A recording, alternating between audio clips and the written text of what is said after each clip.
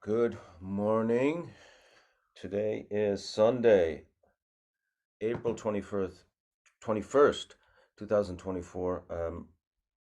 We are very, very, very fortunate to have with us Kalu Rinpoche, who, out of his kindness and generosity, offered to teach class today. I'm going to read a short biography and information about Kalu Rinpoche, but this is really very, very special. We're very, very indebted and grateful to you, Rinpoche, for being here. Thank you. Kalu Rinpoche is lineage head of the Shangpa Kagyu tradition. He received full transmission of the Shangpa Kagyu lineage from Venerable Bokhar Rinpoche and completed his 3-year retreat in 2008. Rinpoche continues the unbroken transmission of the Shangpa and Karma Kagyu lineages, ensuring that these precious teachings remain available to those who seek to walk the blessed path of liberation. Kalu Rinpoche was born September 17, 1990. Khentig Tai Situ Rinpoche officially recognized Kalu Rinpoche's Yangtze on March 25, 1992. Bokhar Rinpoche stated that the Venerable Kalu Rinpoche chose to be reborn at his previous home at his own monastery, Samdrup Darje Choling, is an indication of his complete freedom of mind. As a millennial, the current Kalu Rinpoche understands the pressures and experiences of modern life. He's down to earth, genuinely honest about his own experiences and his own practice, and able to relate to practitioners from around the world, where he has many centers in many different countries and travels very often. Before Rinpoche is going to teach, and we'll also take some questions there in the Zoom toolbar. There's a Q&A function. Any questions you have, we'll get to in the latter part of the class. But let's begin by, as we always do, by setting our intentions and making aspirations by saying the Four Immeasurables prayer. May all beings have happiness and the causes of happiness. May all beings be free from suffering and the causes of suffering. May all beings not be separated from the happiness that has never known suffering. May they rest in equanimity and free from attachment and aversion. And with that, we are very, very honored and grateful to have Kalu Rinpoche with us today. Okay. So, good morning and good afternoon and good evening to you all. First of all, thank you to Michael and Victoria for inviting me here. And I know about Michael's online meditation class because it has the most amazing poster all the time. A lot of blood on the face, and it doesn't even look like a meditation class, but that's something really cool, very unusual. And yet Michael explained to me earlier that he tried to convey his own experience with you all, and then eventually introducing to all the different traditions, different Buddhist traditions, for all of you to practice authentically and genuinely as possible. And I think that is really great and very beautiful. And he have asked me that if I could share my experience and my thoughts about the Dharma and with you all. And I said, of course. And so that now we are here. So, as you know, my name is Kalu Rinpoche, and I'm very happy to see you all over here. And thank you for sharing your time with me. In this very moment, I'm going to talk a little bit about how to handle our anger and illusionary mind, and then not just that, little bit of cleansing practice so that you have something in your hand, not just a theory in your mind, but also a practical method of practicing so that you can develop a little bit more clarity. From my side as a Buddhist practitioner,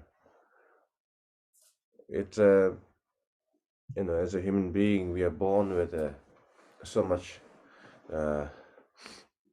emotions in our life since our the time that we are born to this very moment of our life. We have gone through so much of our challenges and difficulties and the confusions and so on.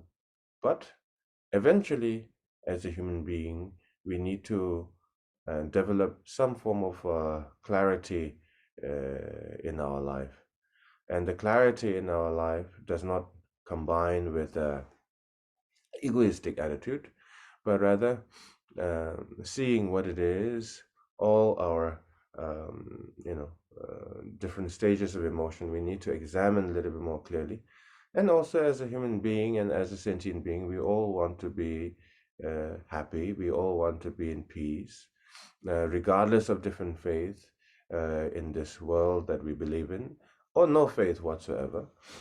So therefore, regardless of what we have been through in our lifetime, eventually in our life we need to have some form of clarity and some form of happiness and peace in oneself, and that is very important. In order to examine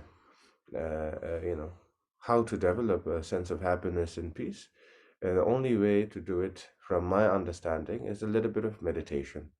A little bit of meditation, whether it's a Zen meditation, whether it's a Mahayana meditation, whether it's a Vajrayana meditation, but long as the meditation method that has an authentic guideline and the guidance throughout the time, and that is very important, because right nowadays everybody wants to teach it so many different kind of things, and there's nothing wrong with it, but then sometime individual may not have a good practice quality and yet ready to preach others. So therefore it is very important for all of us to always consider ourselves as a practitioner, regardless of what we have gained in terms of spiritual experience. Like when I discussed with Michael, then he was saying, no, he's not a Buddhist teacher. He's a Dharma practitioner that trying to share his experience. And so therefore, even one day that you become a good practitioner, a very authentic and very genuine, and I'm sure you are right now, is to always consider yourself as a practitioner rather than I'm the master or rather than I'm a Buddhist teacher and so on. So the first key to reach to this inner peace and that happiness and that clarity is recognition and acknowledgement and having that humbleness in your character, and that is very important. If you try to meditate and say, I want to be happy, that doesn't work very well. The very meditation is not just being quiet and being still. Meditation is, from my understanding, is about having a clarity and developing that experience of blissfulness in your own mind. And that is the meaning of meditation. So the blissfulness and the quietness and the clarity of the mind will not come from I want to meditate, right? So the very illusionary of the I, even the habit of the I exists, at least in the time of the meditation, at least when you begin the meditation, and purifying your intention is very important. Without a pure intention, there will be no conclusive result that can benefit oneself or others. So therefore, it is very important whenever we're doing a meditation, you may be the very arrogant and ignorant person, whatever you would like to call yourself, whether you're a good person or bad person, or whether you are a very humble and genuine person, or whether you're a very arrogant and egoistic person, whatever or however you like to acknowledge yourself. But when you start meditation, it is very important to start with a humble attitude. Humble attitude, it means, with a little bit of clarity.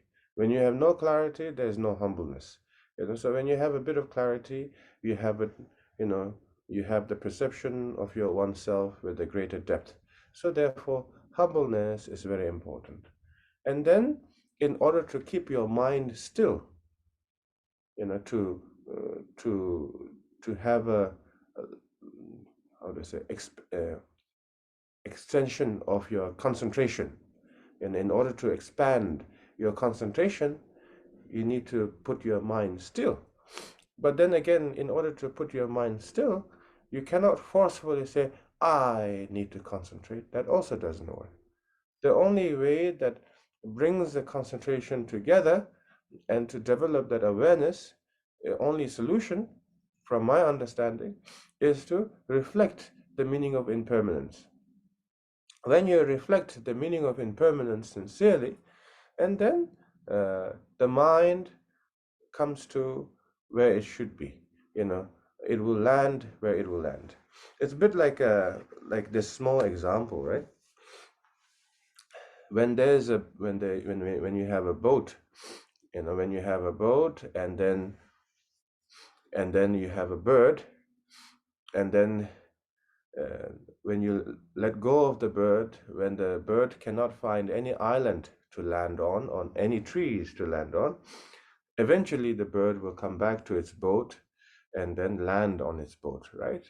So it's a bit like that. So the more you have a understanding of the meaning of impermanence, the mind will land, and the concentration of itself and the clarity will land where it's supposed to land. Therefore, too much excitement is not good. Too much of a distraction is not good when you're doing a meditation. So the only way to prepare yourself in terms of a little bit like a preliminary is that acknowledging that everything is impermanent, everything is bound to change, will change, has been changed, and so on. You don't have to think in a life and death situation. Many Buddhist people, some of them, they think about the life and death a little bit too much, which is nothing wrong with it. But at least for some of you who are just starting, and then reflecting the meaning of impermanence, you don't have to go throughout the universe to examine the meaning of impermanence, but you examine the meaning of impermanence of your today, of yesterday, of how many things that you thought to be important turn out to be not important. How many of the things that seem so attractive and beautiful, and then you realize that that was no longer there in your mind, and no longer the necessary, no longer the priority. All these are impermanence, all these are impermanence, all these are impermanence, and then you're one day older than yesterday, right? And then reflect on that, reflect on that. And then no matter how intelligent or how smart or how rich or how powerful or how, no matter the pinnacle of the example, we will face death. So reflecting a little bit on that, not too much with the sadness, but a little bit on like, oh, the death is, whether we like it or not, regardless of the different faith, regardless of the different nationality, regardless of the different upbringing in our life, the death is bound to come, and we're bound to face, and then the past and the present is something that we continue to experience in our memories, but the death is bound to come. So to develop some form of clarity is important. And because in the time of the death is you will have a less suffering, the less attachment you have. Talking about the attachment, let me divert you from the topic of the death, because it's too depressing for all of you. You're starting a day, and then Kalu Rinpoche comes, and Michael introduces you, and then Kalu is talking about death. Isn't that? You just want to be happy, you just want to have a high feeling on this meditation. But it turns out that it becomes one of the most boring episodes of the meditation class. Kalam just talking about death and bound to face death and all that. So let me divert you that intention to something else. In like an example, we as a Buddhist people and the individual who have a little bit of clarity, we tend to say that I want to overcome my attachment. I want to overcome my this emotion, that emotion. And majority of us in this world, we acknowledge that the anger is not really the solution. Jealousy is not really the solution. The illusionary body and mind is, is something that we must recognize. And those who have a little bit advanced understanding, but we don't know how to begin with. And then, of course, we read the beautiful books and beautiful teachings of the Buddha Dharma. And then we say, oh, yeah, attachment is the key, the cause of all suffering, isn't it? But understanding that is one thing, and then practical method to how to overcome is another thing. And realizing is one thing, and then having experience is another thing. So therefore, all of us, of course, having ambitious is very good, but don't have too much idea on I want to let go of my attachment. It doesn't work that easy. Even I wear different clothes, even I'm in the temple most of my time, it doesn't mean that I have no attachment. I have absolutely more attachment than you. I have attachment to my temple, the statues, the paintings, the sculptures, absolutely. So therefore, just because I don't have the same attachment as you doesn't make me a better person. So that's number one. And the number two is attachment is something that is very, very, very hard to conquer and very, very hard to let go. And then even when you discover the attachment has an ordinary attachment, like such as attachment to your belongings, attachment to your own feelings, attachment to what you perceive and what you hear and what you believe, and so on. And then there's a subtle attachment. Even you conquer that, there's a subtle attachment in one's own mind. So therefore, and that is very difficult. I'm sorry to discourage you, but at the same time, we are here to exchange our experience. So the first way to handle the attachment is to handle the anger, handle the jealousy. Many people who come to me online or in person, they express they have an anger issue, or they have a sense of anger, emotion, uh, challenges in their mind, and then they always start with the wrong question. Uh, and the wrong question is, how can I control the anger? You cannot control the anger. You have to go beyond the mindset of the wanting to control the anger. The more you have the desire that you want to control it, the more the anger will continue to exist, and the more resistant it will show by itself. Even the anger is just a projection of your own consciousness. It is not a third person. It is not a somewhere that is existing in the middle space. It is your own projection of your own emotion. It is not somebody else. But many people, they say, I want to control anger. And you cannot control the anger. Only way to control the anger is let go of the idea of wanting to control the anger, and not just like, oh, I let go of my anger and then I let go. Let go is also not the solution. Many people, they also have this kind of a very passive approach, saying, oh, I will have to let go, isn't it? The Buddhism is all about letting go and letting it be. It is not. That is not the solution. The only way to, at least in the beginning, only way to control your anger or to overcome your anger is through analytical understanding of the existence of the anger. And without the analytical understanding of the existence of the anger, anger will continue to exist. The very source of the anger is, how do I say, the ignorant mind. The very ignorant mind comes from the attachment combined, and then the very attachment and the ignorant mind, very existence of that, is because you have no wisdom and no clarity. Being smart and having wisdom is two different things. Many people, they think, I can read all the books. I read this and I read this. I heard this and I heard that. And they can quote and they can memorize. They can repeat so many things. And that definitely, you are very wise. You are you have a great capacity. But that is not wisdom nor clarity of one's own mind. So therefore, I'm not trying to pinpoint some of you. Please don't feel hurt. You're doing great just by being here, showing the interest in the Dharma, showing the interest on how to develop the inner peace and so on. So now going back to the anger. So analytical understanding of the existence of the anger is very important. Without conclusive understanding of analytical approach to the anger, you cannot overcome. But you need to have a resilience towards it. Because if you don't have a resilience towards it, a little bit like a fuel to the fire, right? A little bit like the source of energy comes from trying to develop accumulation, of the other side. And the other side is meditation. The more you do meditation, based object meditation, visualization, or visualization based meditation, the more you discover, the more you discover the profound state of mind and the clarity, the more resilience you will grow towards the very existence of the anger, and the analytical understanding will have more sharp and depth over the time. Just because you can summarize quickly doesn't mean that you have come to the conclusion of the anger. Conclusive understanding of the anger has to be repeatedly it has to be has to be repeated in your mind again and again, again and again, again and again.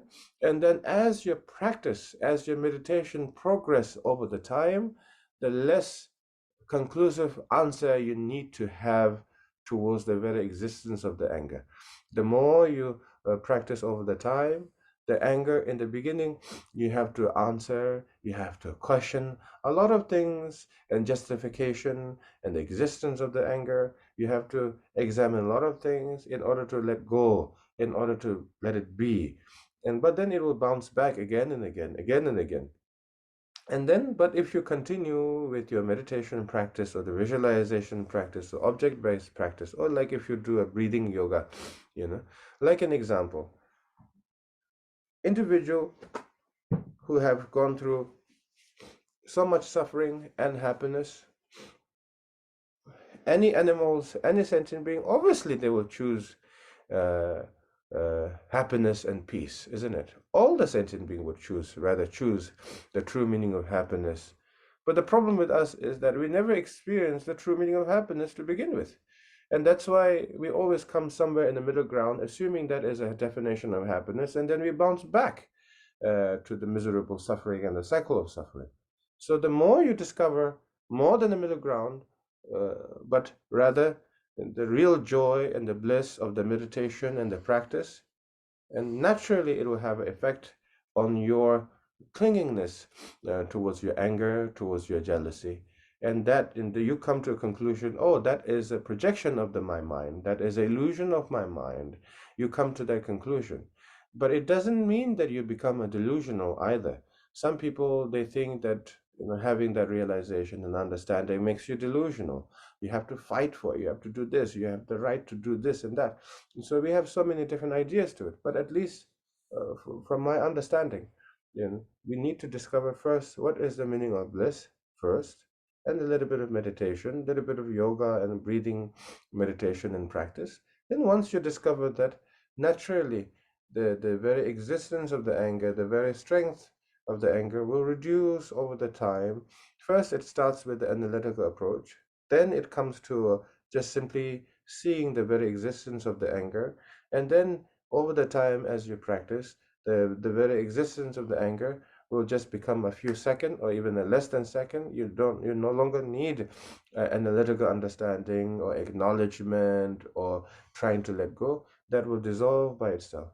And once you overcome anger in that kind of approach and method, and then the jealousy will also dissolve by itself, so therefore meditation is very important. I can talk a lot about the anger, but if you don't do meditation or breathing exercise or the yoga practice, and then whatever the conclusive understanding you may have will no longer useful. So therefore, and some people, they have this idea that, oh, how can I handle it? Like they want to have a quick solution all of a sudden, all of a sudden, all of a sudden, right? So like an example, you come here and then a few hours later you bump into a colleague or a friend or family, you get into an argument, and then you want to have a quick solution. It doesn't work like that. The Dharma is not a painkiller, how do you call it? It's not Advil, So it takes, you need to develop that quality of the mind and awareness, and then when the circumstances are there to be angry to the fullest capacity, then you will not react like that, because you see the illusion of your mind and the very non-existence, the illusion of the anger itself. And just so you know from my background, I think for some of you, you may have this fantasy and this idea that, oh, look at this Kalu Rinpoche, he's wearing a red robe, he must be in his temple all the time, he doesn't have to argue with the people like us, he's always in a peace and quiet, a Zen-like mind and a Zen-like lifestyle. I guarantee you, I do not live that life. And I look after my organization. I have to argue and deal with a lot of different scenario, much more than you. I am assuming. I'm quite, pretty sure, to the point of losing my sleep as well as time to time. So I see my anger more often than you, but I do not let it overcome with the anger. I do not let it overcome with the jealousy. So therefore, I'm sharing this out of my experience. So therefore, in the beginning, anger will always overcome and overwhelm you in the beginning, but you have to keep it consistency in terms of your meditation practice. In terms of little bit of discipline is very important. You don't need to apply monk-like discipline, but a little bit of discipline to do practice, 15 minutes a day, 20 minutes a day, in terms of developing a clarity, breathing exercise, and that is very much necessary. And then once you have that, and then with the clarity, and then even receiving a teachings from the great different masters and joining classes, then it will be far more beneficial. Like an example, if there's an individual practitioner who has an attitude of saying, I know everything, that guy doesn't know nothing, and then obviously, even you are next to the spiritual figure who may have all the answer, due to your egoistic attitude, the teaching doesn't go to your heart. So therefore, before you proceed with any sort of depth of the Dharma teaching, it's very important to lay out the foundation in oneself. So that's that, and I think that is very important. Yeah. So that's about the anger, and then also, when you practice about how to overcome the anger, it's very important to reflect the meaning of impermanence, because the more you reflect the meaning of impermanence, the less fixation in your mind there is, the less fixation there is, the more quietness of the mind you start to discover. As you discover the quietness of the mind, due to the realization of the meaning of impermanence and realizing the true definition of the reality, the very strength of the anger will reduce over the time. And then the sense of discipline, will come by itself or must be applied during that time. So that's that. I think I should let them ask questions. So I just have one quick question in terms of when you speak about an analytical approach to the anger. Once you're aware that the anger has arisen, is that analysis is looking at the impermanence of it? And can you just elaborate a little on what that analysis? The approach to the analysis of the anger. Yes. So when the anger arises, in your mind, and everything I'm going to say really bases on how you practice when you're not angry. You do not practice when you're angry, you practice when you're not angry, so that the result of that will come when you're facing that difficult situation.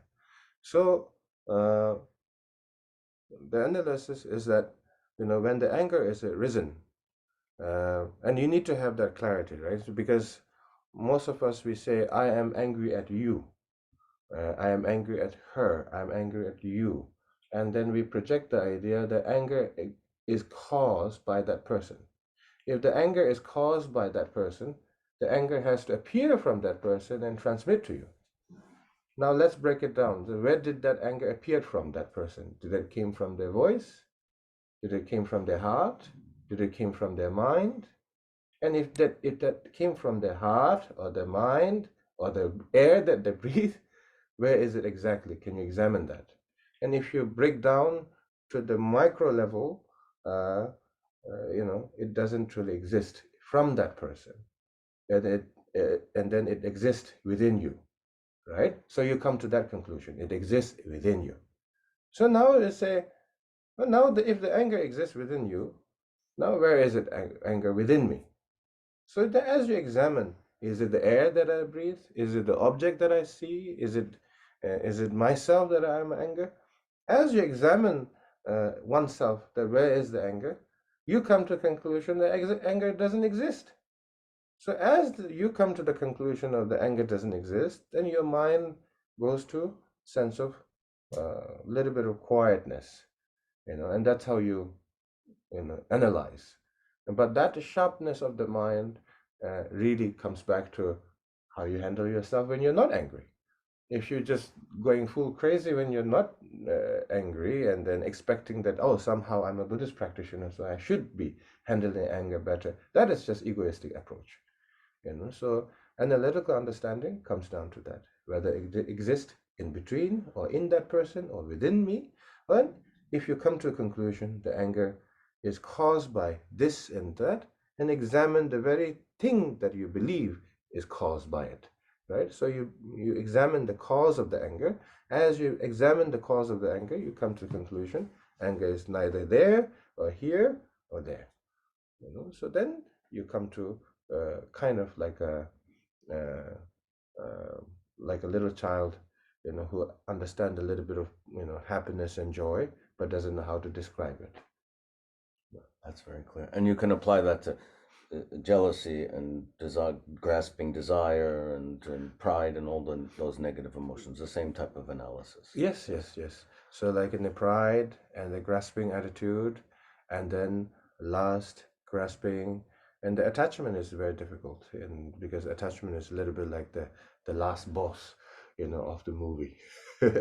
It's not the character in between, it's the last big character at the end.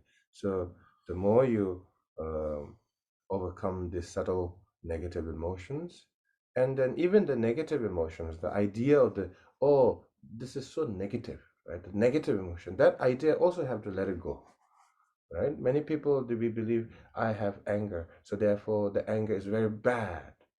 Go beyond that idea. Go beyond the idea of this is bad. Anger is neither bad or good when you truly understand the very existence of the anger. It doesn't have a shape, color, or anything. When you come to its emptiness, right? So therefore, let go of the idea of anger is bad, jealousy is bad. Examine it, come to a conclusive understanding and clarity, and then let go of the idea of it's bad. Just think it's not necessary. Keep it light. And that's my approach. The more you have this idea of bad, then you're projecting more than what it is. Then, that's illusionary mind. Not necessary. The very existence of the anger is you're projecting more than what it is. But then if you add a label on the top of that, say, anger is very bad, you're projecting much more than what it is. You're unnecessarily adding an extra layer to it.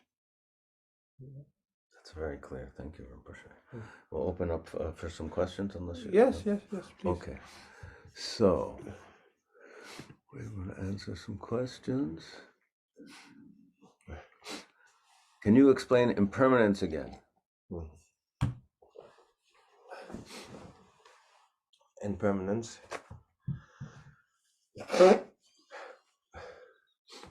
Impermanence,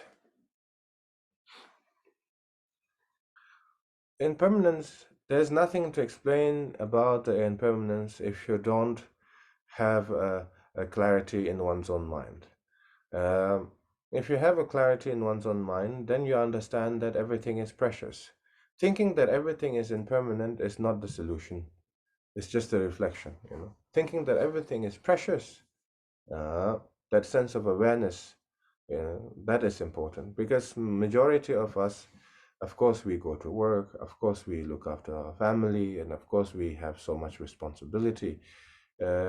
But when we don't have the purity of our mind, and then we don't have the preciousness mindset, when we don't have a preciousness of the mindset, today is very special, this is very special moment, when we don't have a mind of a presence, right? When we don't put our mind in the present moment, then seeing everything as a precious, seeing everything as a special moment or extraordinary moment is lost.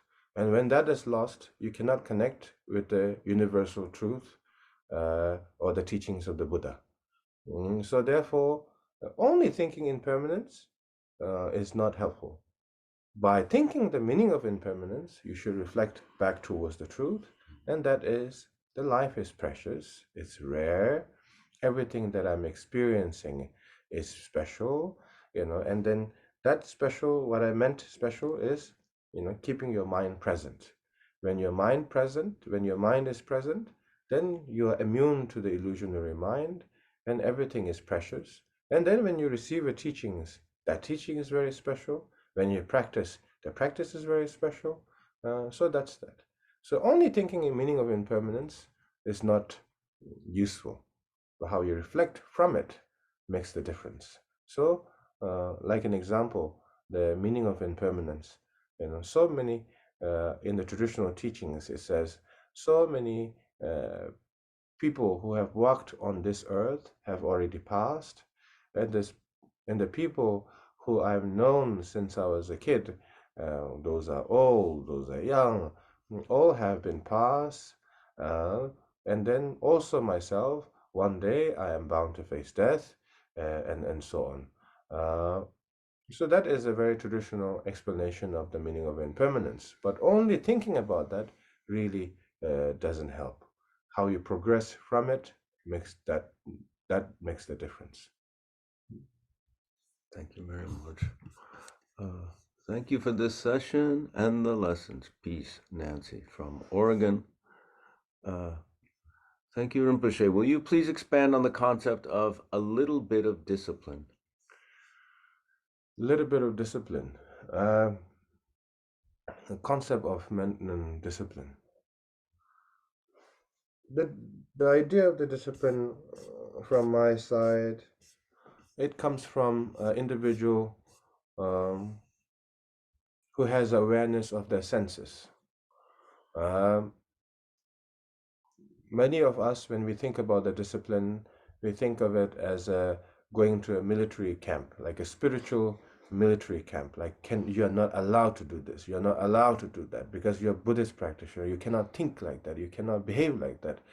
And then that approach on discipline really doesn't go anywhere other than you just become a very useless, rigid Buddhist individual. And we have enough of these people. I'm one of them. Let's put it like this, yeah. So I don't appear like I'm among the special beings. So the more you have this approach that, oh, I'm a Buddhist practitioner, I'm not allowed to do this, I'm not allowed to think like that, I'm not allowed to behave like this, I should behave this and that. The more you have this kind of almost like a militaristic attitude towards it, and the less you find the joy from the spiritual discipline. The spiritual discipline comes from developing awareness of your own senses, like what you see with your eyes and how the illusion comes into your mind, what you hear and what you sense in the physical level, what you taste. And then if you have awareness of all the senses, and then what are the cause of a positive effect and what are the negative effect, and choosing the path not to repeat the miserable suffering due to these decision that is overwhelmed by the senses. So, the long as your foundation of the discipline is based upon that, and then the inner peace and the bliss of the mind will come to exist eventually. Like an example, myself, I was when I was in the 3 years retreat. I went to 3 years retreat when I was 14 years old. And then I came out when I was 18 years old, and afterwards I'm mentally and physically corrupted. But during the time of the retreat, of course I did the yoga. The first year of the retreat, I was just, very much into cleaning my clothes every day, and then, looking after myself. But around the second year, end of the second year and the third year and the fourth year, because we did the 3 years and 9 months, because of the yoga and the meditation and the solitude, the illusion of your sense, all the sensorial world, will become different form of reality. You still observe it, you still feel it, you still sense it, but it doesn't overwhelm you or divert you from the necessary goal where you need to reach and where you need to practice. So long as you can develop that, then you're going in the right track of the meaning of discipline. So the solitude is necessary for all of us. Solitude doesn't mean that you have to go away for 5-6 years. Solitude means even when you are in the New York apartment, you do meditation, you do breathing exercise. That is a solitude. So solitude is very important. And then once you experience a solitude, and then you experience what is really needed to improve yourself. And then once you have that kind of a conclusive understanding, the discipline, the natural discipline based upon your own weakness that needs to be applied will come to exist by itself. Just avoid the militaristic discipline of the Buddhist approach. Just try to avoid that as much as possible. Apply a discipline based on what is your weakness, and then that comes from your own practice and having an awareness of your all sensorial world. Thank you, Rinpoche. You're welcome. I'm learning, in a relative sense, there's no free will. What is that supposed to mean? How does aspiration relate to affecting cause and effect if there is no free will? I think sometimes people get a little bit confused when they start to hear about karma. Okay. And they get confused and see that karma means they misinterpret karma as it means you have no free will, that everything's predetermined because of your karma and there's no free will. And I think it's a common misconception, people approaching Buddhism for the first time.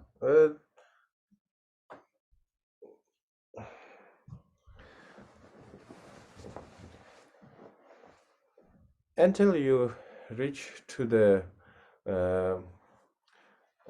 the karma. Okay, let's keep it something very simple then.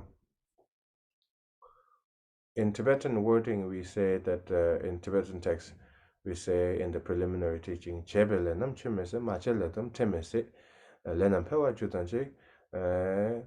So there's a in chebe lenam chimese, mache letam temese. The things that you have accumulated, the karmic, positive or negative, you will face it no matter what.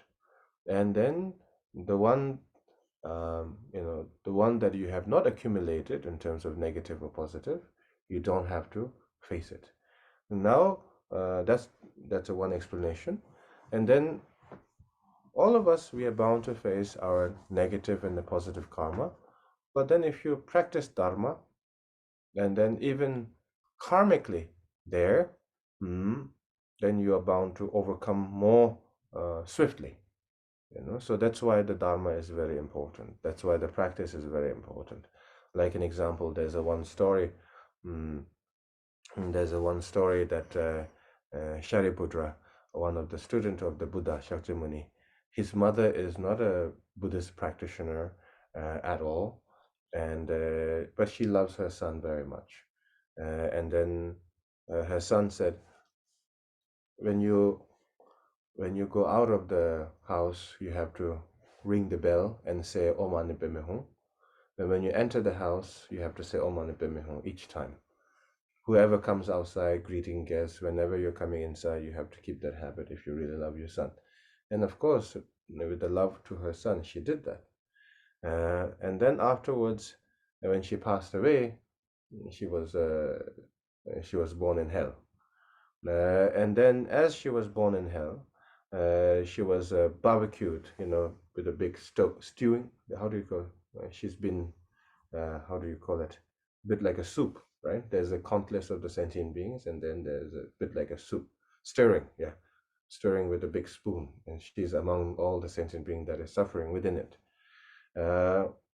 But then when the big spoon made a contact with the metal bowl, it reminded her the bell that she made, the sound, when she was in the human realm. Each time when she say ring the bell and Om Mani Padme Hum. And then in that very moment, as she remembered that, and then she said Om Mani Padme Hum, and instantly she was born in the Pure Land. And that is a karmic connection. So the karmic connection is something that we are bound to face, negative or positive. But all of us as a sentient beings, as a Buddhist practitioner, the more we practice, the more resilience we can grow to face our negativity. If we don't, and then we will go to the endless cycle of samsaric world. It's a very simple answer. And then, but let me interpret to you in the right way. In the other faith, you say you go to heaven, you go to hell, and we think of that as infinite, right? Eternity, right? But in the Buddhist concept, wherever you're born, everything is impermanent. All the sentient beings that are born in the six realms, eventually, all the sentient beings are bound to be enlightened. So there's not some kind of a fixation of you face this and now you're forever in the hell, or you're forever in the animal realm. It is not like that. You're bound to be enlightened in a matter of time. So that's that. But in the previous Kalu Rinpoche's teaching, it says you want to improve yourself, it's in your hand. You want to go down, it's in your hand. Nobody make a decision for you. So everything is in your hand, and that makes a Buddha's teaching very beautiful. It is not a Buddha who makes the decision for your future. It is in your hand whether you wish to improve yourself or whether you go down the hill. So that's that. There's nobody who is like deciding for you. That's it. Yeah. Thank you, Rinpoche. The Dharma practice makes you more resilient towards the karmic debt that you're going to face, right? So that's that. Thank you, Rinpoche. If so many of our experiences, like anger, are illusory, what is real, and who are we really? So that's why I was saying earlier that it's not a delusional mind, and there's a difference between recognizing the illusionary body and mind, and then those individuals who become completely out of touch with the reality and become delusional. So therefore, I think for your answer, if many of our experiences are like anger and illusionary, what is real? So I think if you have to ask that question, maybe it's time for you to practice. And then if you practice, then you can experience it by yourself, because I cannot project to you and say, you see, this is the experience. I cannot give you my experience. You need to experience yourself. But what is, who are we really? What is real, really? Just try to practice the Dharma, do meditation a little bit, and then you will have the taste of the true definition of the reality at that time. Thank you, Rinpoche. Can meditation practice exist in body work, like the way you go to the gym and work out? For example, I do a deep, quiet body work that feels like meditation, but it is lying down, not sitting. Is that a form of meditation, or must one sit upright and focus on the breath, chakras, etc.? Well, there's a yoga meditation. So, like an example, in the Niguma yoga, there's a 26 sequence. Out of the 26 sequence, and the first sequence, the first chapter of the sequence is more to do with bringing a concentration in your mind, and then releasing adrenaline in your body, again and again, again and again. And then the second phase of the Niguma posture, a few posture, is more to do with the cleansing and decompression, cleansing and decompression. And then the third section of the Niguma yoga posture is more to do with the pointing finger with your eyes, meditation with your eyes, angle, not necessarily looking into any sort of destination or object, but more or less meditating in the middle space with your eyes and angle and pointing finger with a very slow pace. And so that's that. But I think long as if you have this breath and the physical movement and the mental awareness combined, then it is a meditation. But if you just simply lay down and then just because you feel a little bit quiet doesn't mean you are in meditation state of mind. Like an example, you go to a very expensive spa and then you just try to relax and listen to a very nice music. That is not a meditation. That is just losing your mind. That is same as drinking alcohol and getting passed out, or taking drugs and sitting in this kind of moment. That is not a meditation. Meditation is more to do with recognizing your distraction, recognizing your clarity, and your mind being naturally still without any sense of force, and that is a meditation. So when we do yoga, we combine that mental attitude along with the physical posture, and so on. Is falling in love okay? What do you do to overcome from a failed love? I fall in love too many times. Yeah. Yeah, I fall in love too many times. I fall in love with my lamas. I fall in love with my legacy. I fall in love with the new partners. I fall in love with so many things, and then I get heartbroken quite often as well. Mm, I think the most important is in life is not so much about the love. It's more to do with not developing a bitterness into your character. Love will come and go. Suffering will come and go. And the most important is whatever you have gone through in life, don't develop a bitterness in your character. The more you develop the bitterness in your character, everything is bound to fail. And even the beautiful people and the moments that may occur, you will no longer see it as a beautiful experiences and so on. So don't develop a bitterness. Keep your mind aware with a sense of what is wrong and what is right, and with a sense of borderline, of course. But just don't develop a bitterness towards life. And, have an awakened mind and don't develop bitterness. And the love and the suffering will come and go or will stay. So long as the bitterness is not there, everything is beautiful. I like a glass of Prosecco. Does that mean I can't seek refuge in the Dharma? And you can have a prosecco, why not? Yeah, you can have a glass of prosecco, and you can say offer to the Buddha, Dharma, Sangha, and to myself. I'm kidding.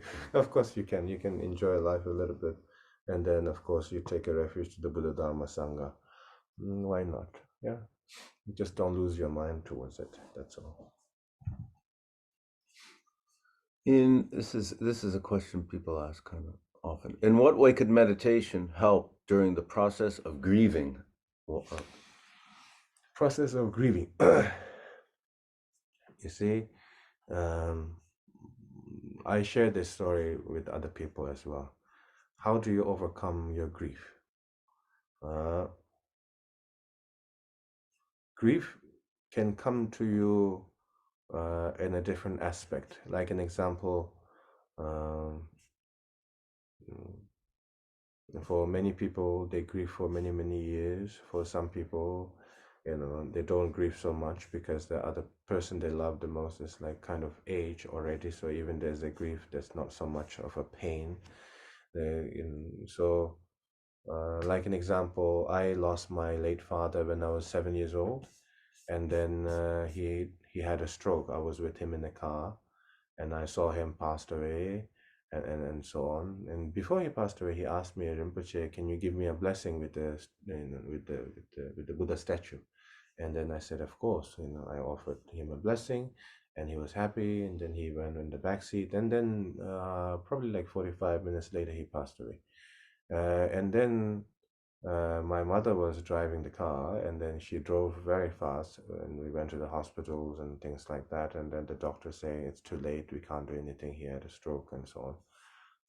And then when I reached to my monastery, and my mother was in tears and crying, and like not screaming, but just a lot of pain. And she held my, I was sitting on the chair, my throne, and she held my knee, my legs, and she said, "You're Kalu Rinpoche, do something." And then I said to her, I was 7 years old, I said to her, you know, my mother, I am 7 years old, but one day I also have to die. And it's not a choice, and it's not something that, oh, I'm young, I choose not to die. Or I'm old, I choose to die. Right? So I told her everything is impermanence.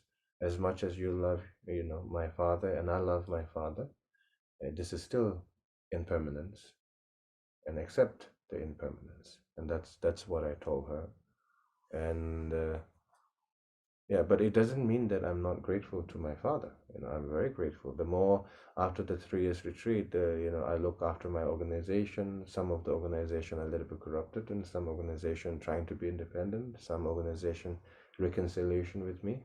But regardless of all that, you know, I look after my whole organization with the different method I try to do it. The more I travel, the more I see the remnants, how do you call it, the footstep of my late father and the previous Kalu Rinpoche, of how they have managed to work and did in the 70s when there was no internet. You know, everything is based on a piece of newspaper, like a poster, and then people discovered that, and then they somehow come to the Dharma Center, and they work very hard, whether it's a bylaw, whether it's a center structure, whether it's a charitable structure, all of this, you know, and building in a foreign country. The more I travel, the more I feel grateful. Uh, and then, but it doesn't mean that I grieve over it, you know. So, and then, but knowing that you love that person as much as that person loves you, and then you make sure that their legacy is alive and pass down that legacy to the next generation, and you can change that from the sense of grief to that, and it's much more meaningful, you know, because the grief can be quite destructive. People can lead to alcohol addiction and meeting wrong people in their life. And when you are weak, and then people stomp over you and then take advantage of you, steal your money, properties, and deceive you because you're at the weakest point. So you should not choose grief. If you want to just disappear, and then that's one thing. But then you know, the grief is not really the solution. As much as everybody will feel sad for their loved ones and lost ones and all that, but that's not the solution. If you really love that person, that one that you just lost, and I'm sure that means that that person also loved you to the point that you had such a great memory with so much great you know, attachment to each other, right? And then so that means you should, you know, maintain that person's legacy and not grieve and be self-destructive. And if you want to be self-destructive and grief, and that means whatever the you and that person had was not meaningful. And if you want to make it meaningful, make a legacy out of it. You know, make a meaningful out of it, not meaningless out of it. You know, so the only time I grieve was when I lost my guru, one of my guru, I said Boko Rinpoche, when in 2004 August. That time I feel very sad because it's not so much about the relation only. It's more to do with the spiritual teaching to awaken your mind, to develop further, you know. So that brought me a lot of sadness. It's a different kind of sadness, but it is not a grief. It's like realizing, such a big loss. Such a big loss, even it's not beneficial to you in terms of teaching, it may be beneficial for so many other people, right? So when you look in that perspective, there's a sense of sadness. There's a sense of sadness, but then there's not grief or self-destructive mood towards it. Yeah. Thank you. Yeah. Maybe we'll do one last question. Then you want to do a small practice? Yes. Yes. Okay. Yeah. Is it controversial to practice meditation but keep following the rules of capitalism? I don't know. You can answer to that, Michael. You know, I shouldn't answer while you're here, but I mean, I have opinions about it, which doesn't really mean anything. But to me, Buddhism is not. A lot of people want Buddhism to give them the rules for everything. Buddhism is not, to me, so much interested in social structure and rules. It's much more about your own mind, right? Yeah. And you can live in a capitalist society, like America is mostly capitalist, but you can also benefit a lot of beings if you choose. You know, say you have a job that makes a lot of money, and you donate a lot of your money, or your company donates a lot of money to help people who are poor, or help, you know, hospitals and help schools to raise money. You know, that's a way of you know, bringing benefit to people. Is there a perfect political system? We don't know. I mean, you know, a lot of people think socialism has more fairness and equitable things, but there's been, you know, socialist governments that are, you know, also corrupt and things like that. Or you can live in a capitalist society and try to change the system, try to run for office to bring in a different political system, or you know, bring in different ways of thought. My interpretation is that it's more, meditation is more about you and your mind, and transforming your mind so you can be of benefit to other beings. You know what I mean? Whichever the system that your country is in, or the system that you're working in. I don't know if that makes sense. Yeah, it makes sense. Yeah. And very often people want to say, well, what does Buddhism say about this political idea? What does Buddhism say about this issue? What does Buddhism say? Buddhism doesn't really say about those things necessarily. You know, it's like um, Buddhism gives you methods for you to approach these things, and for you to have the kind of discernment and awareness to make decisions on what's going to be best for other beings, or for yourself, or for your family, or for your community. You know. Yeah. I mean, as you can, if you know history, you know, Buddhism, like there has been many emperors and kings and queens and princes throughout China, Mongolia, and Tibet, Nepal, India, Japan, and Korea. All these, and also Indonesia as well, right? Indonesia, Thailand, Cambodia, all this Southeast Asia. It was a Buddhist country, you know, Buddhist country, Buddhist kingdom, and the majority of the Buddhist kingdom, and they always try to offer a sense of transparency and fairness, and a little bit of kindness and compassion, and not fighting with each other. Just make sure that everything is in a sense of harmony. So that is the example of the past. I'm not really sure how that can apply to this very fast paced way of living right now that we are experiencing. You know? So that's that. Okay. Would you like to offer some practice to demonstrate some practice that people can take away from today? And yeah. So in this very moment, I would like to request you to sit in a meditation posture.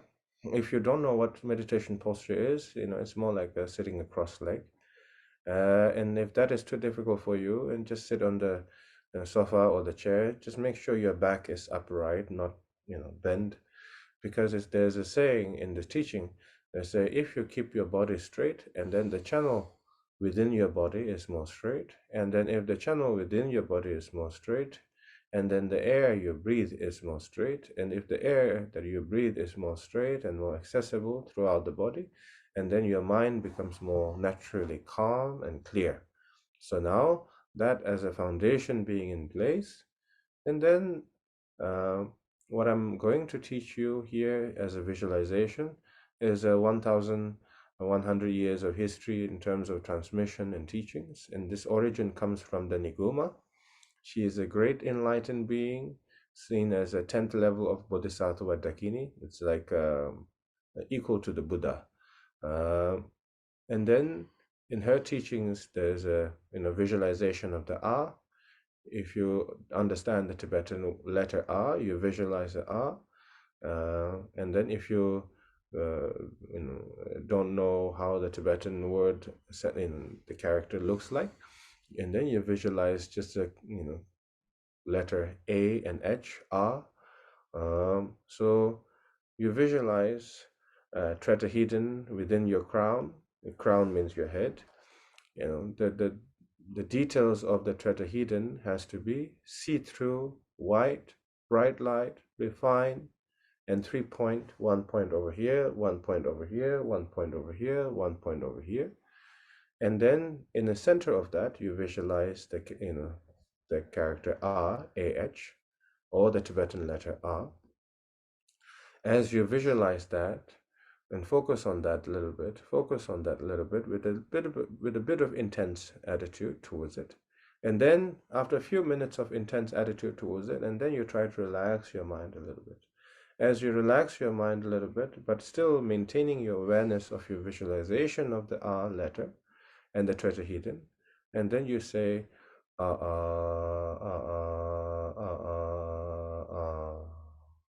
very gently,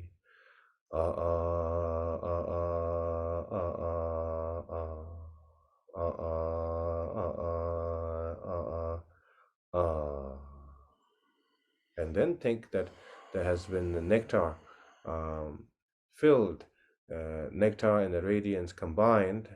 Nectar color has to be white, a little bit like a milk, right?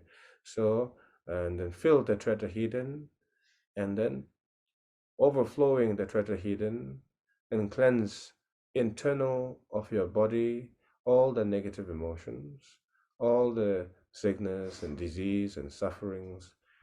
Everything has been cleansed internally, and then again the nectar overflowing external part of the body, and then cleansing all the negativity, negative energy, negative sickness, negative emotions, all of it.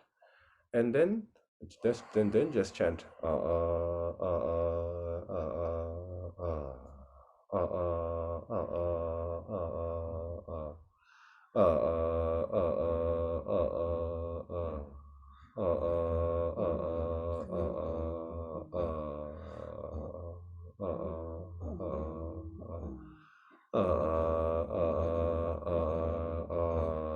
so now then all the negativity has been expelled from your external part of the body, internal part of the body, and then as that is present in the front of you, all the negativity, and all that negativity has been gone further and further, further and further, further and further, further and further, as a little bit like a zone out, right? And then further and further, further, and then eventually it disappeared into the space, into the emptiness. Then you say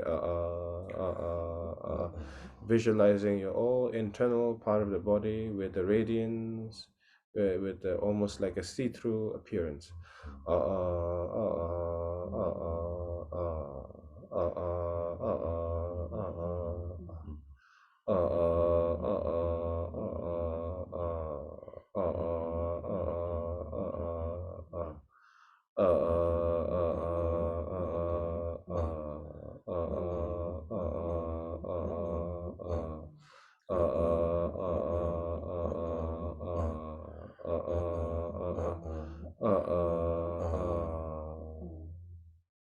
And then you make a dedication. You say, "Oh, let all the sentient beings, let them develop, peace and joy in oneself, and then let them benefit all the other sentient beings as well." So make that kind of a dedication from your side. You can lead the dedication prayer. And we're going to dedicate the merit of today's session by saying our dedication of merit prayer. By this merit, may all beings attain the state of enlightenment and conquer the enemies of faults and delusion. May they be liberated from this ocean of samsara and its pounding waves of birth, old age, sickness, and death. We speak about authentic teachers, in this class a long time. We always explain, Victoria and I, students, and if people are interested and are really connect to anything we talk about here, to really look for and connect with authentic teachers from authentic lineages. The practice that Rinpoche just gave you, just know how precious. You just received this authentic practice from the lineage holder of that goes back many, many, many centuries. So a great example of why we talk about this connection to authentic teachers of authentic lineages. This is from the source of where this practice came from, teacher to student to teacher to student in this unbroken line. And Rinpoche so generously brought that to us today, and we're very, very, very grateful for your teaching, and for the practice, and for your generosity and kindness. The best way for people to stay aware of your activities is on website or Instagram or Instagram and Instagram, website. Kalu Rinpoche, and you know,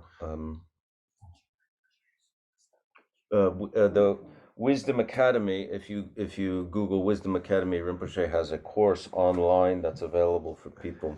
It's a quite extensive course. The title of the course is Illusionary Body and Mind. Illusionary Body Mind, and you go into more detail about the practice that we did today and the yogas of Naguma, 6 yogas of Naguma. Follow him on Instagram, his website, and Wisdom Academy, the course that's just became available this month, and we're so grateful that you came. I really appreciate your generosity and kindness. You're welcome. And thank you to Nick Solidio, our producer, who, out of his kindness and generosity, makes this class possible. Thank you. Thank you very much. Thank you, everyone.